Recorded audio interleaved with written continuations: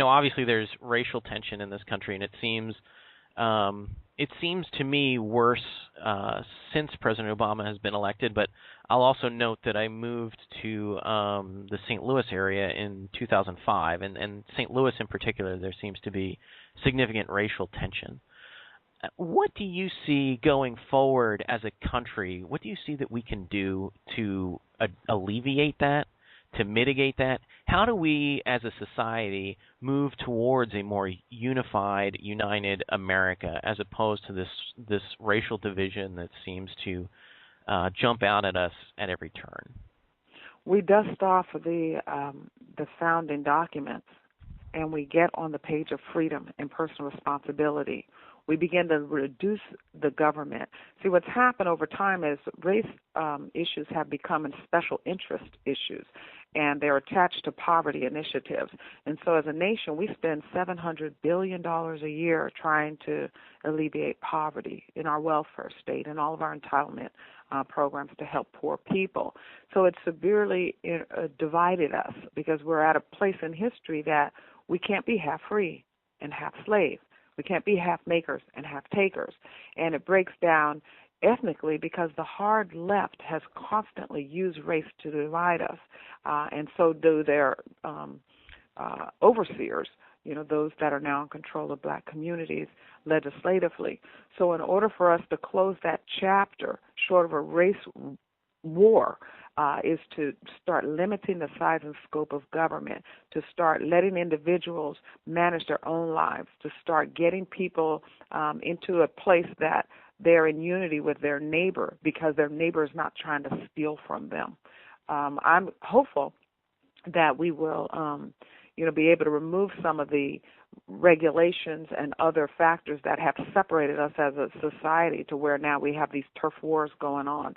Regulations like affirmative action and other EOC policies, regulations like gerrymandering certain ethnic districts to make sure that somebody of that ethnicity represents them in Washington, D.C., regulations like excessive taxation on certain communities.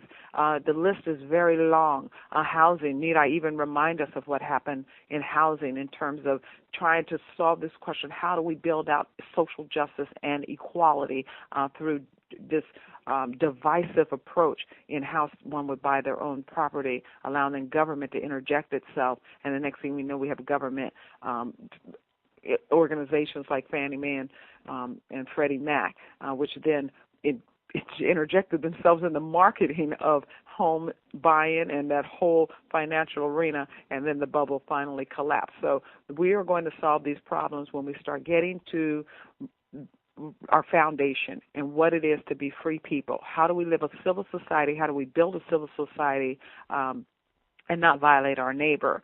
I believe, of course, that means traditional values, limiting the role of government, free markets, and then a recognition of our strong national allegiance, that we're all in this together. Once we do that, I think that we can move to a healthier environment when it comes to racial differences. Playing off that last part, how do we recognize that strong national allegiance? How do we come together? Is there something we can do? Well, I don't know that it's something we can do as a society through law, but I do think that over time people have to develop out, their identity. And one of the differences in the way that whites look at the world and blacks look at the world is that whites have generationally built out an identity with America because their ancestors left oppression and came to freedom. When you think about all of the people groups, whatever their original ethnicity was or their land of heritage, they left that oppressive environment and they came to America seeking freedom and opportunity. The African American experience is different from that. In fact, it's the only one out in all of the ethnic groups, including the new Latino or Hispanic groups. It's still the only group that does not identify with our American heritage the same way that other ethnic groups do, in that they left a freer society and were dragged into oppression and slavery. So it's how you see the world. So African Americans in viewing America and how they see their identity in America is very, very different from the way that your traditional Anglo groups see the world. this has to, over time, within individual families and in individual communities, develop out into comfort levels to where they would then build out a national allegiance and then agree with what our money says, e pluribus unum, many becoming one. They're not there yet. And because of the interjection of policies during the 60s to interrupt the process, they're further away from that than they were even coming out of the civil rights movement. So it's just going to take some time. And I was with one of my respected friends. I'm not going to mention his name, but if I did, everyone would know him because he's one of the great policy thinkers.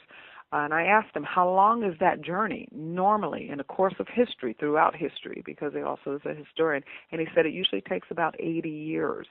So we're about 30 years away as African Americans from that revelation that, wait, we too can become one.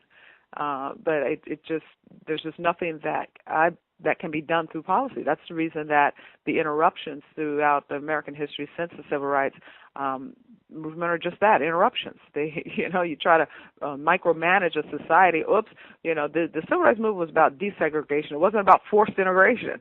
And when we began to take that road and built up monumental entitlements in Washington, D.C., we got away from the challenges that were before the African American people, which obviously Dr. Martin Luther King Jr. recognized because he mentioned them in his I Have a Dream speech, that famous speech. Toward the end, he told them to go back in their communities and build. He knew that they were at that point that they were going to get legislatively the barriers removed. He then told them what to do, go back into your neighborhoods and build. And instead they picked up and went to Washington, D.C.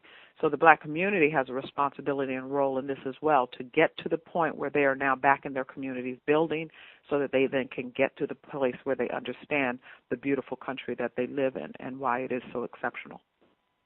Thank you, Star. To learn more about Star and her work, go to starparker.com.